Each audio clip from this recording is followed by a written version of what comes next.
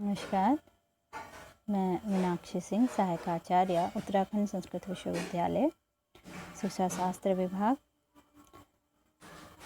आजकल विद्यार्थियों को लॉकडाउन में ऑनलाइन माध्यम से शिक्षा प्रदान की जा रही है, जिसमें उनकी ऑनलाइन कक्षा लेने से पूर्व उनको कुछ कार्य प्रदान कर दिया जाता है और उसके बाद उसको विस्तृत स्वरूप में ऑनलाइन माध्यम से समझाया जाता है। तो आप यहाँ देख रहे हैं, ये मैंने आजकल यूनिट प्लान बताया जा रहा है विद्यार्थियों को एसएसटी का। तो उसके लिए चैप्टर मेरे द्वारा लिया गया पशुपालक कार्य, कक्षा 6 की पुस्तिका, और उस पर आधारित ये यूनिट प्लान किस तरीके से बनाया जाएगा उसके बारे में समझाया जा रहा है। तो आइए देखते हैं यूनिट लेसन प्लान किस तरीके से मेक किया जाएगा। सबसे पहले हम देखते हैं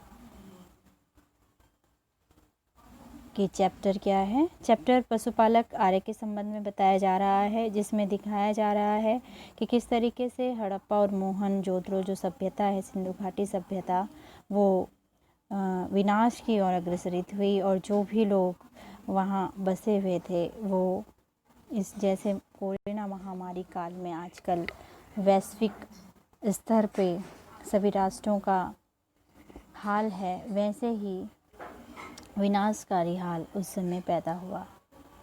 जिस तरीके से आज फिर से एक ग्राम की तरफ प्रस्थान हो रहा है, ठीक उसी तरीके से जो पशुपालक आर्य थे वे भी शहर से गांव की ओर पलायन करने लगे। इसमें बताया गया है कि किस तरीके से शहर नष्ट होने के बाद वो लोग गांव में रह रहे थे।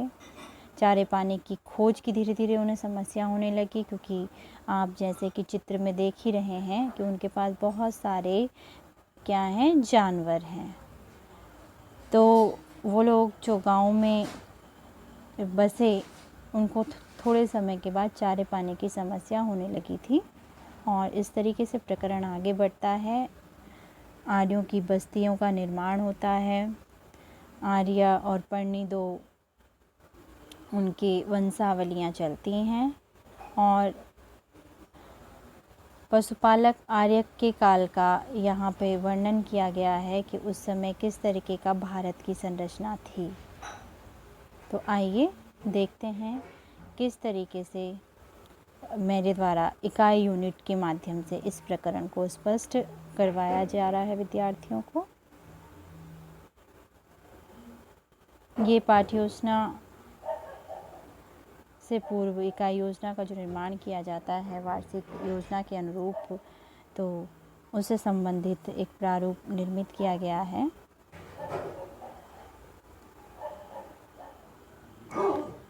प्रारूप में इकाई प्रारूप का ये निर्माण किया गया है, जिसमें अध्यापक का नाम, विद्यालय का नाम के रूप में उत्तराखंड संस्कृत विश्वविद्यालय को ही मैंने लिया है उदाहरण स्वरूप।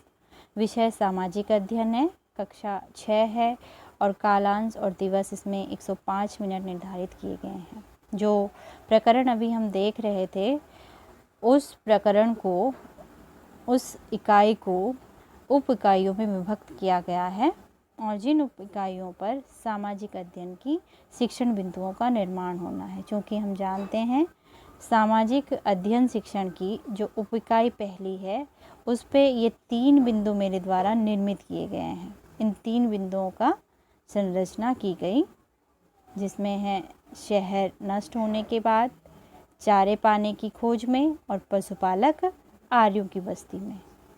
इस प्रकरण को पढ़ाने के लिए जो कुल कालांश लगेगा, वो कालांश यहाँ पे दिखाया गया है कि विद्यार्थी इसको एक कालांश यानी कि एक पीरियड में इसको कंप्लीट करेगा, जो ये उप इकाई निर्धारित की गई है मेरे द्वारा।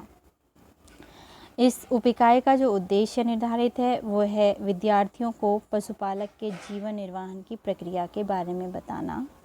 शिक्षण की अधिगम की जो गतिविधि है वो विभिन्न तरीके से विद्यार्थियों को समझाया जाएगा। शिक्षण की विधि में प्रश्नोत्तर, प्रविधि, व्याख्यान विधि, चार्ट, मॉडल और प्रत्यक्ष प्रदर्शन प्रारूप के रूप में उनको प्रकरण को स्पष्ट करवाया जाएगा। कुछ मूल्यांकन के प्रश्न भी पुटअप किए जाएंगे और प्रकरण को स्थायित्व प्रदान करने के लिए विद्यार्थियों को प्रकरण से संबंधित विभिन्न आपकी गतिविधियों का आयोजन किया जाएगा। जैसे यहाँ पे आप देख रहे हैं सांस्कृतिक कार्यक्रम आयोजित जो किया जाएगा, उसमें वैदिक कालीन आर्य सभ्यता के संबंध में कोई प्रस्तुति प्रदान की जाएगी। किसी ऐतिहासिक नाटिका का आयोजन भी उक्त प्रकरण को स्पष्ट करने के लिए विद्यार्थियों को करवाया जाएगा। तो इस प्रकार से एक संपूर्ण इकाई को उप इकाइयों में विभक्त करते हुए कुल 3 दिनों में पाठ को समाप्त करने की प्रक्रिया को अपनाया गया है। धन्यवाद।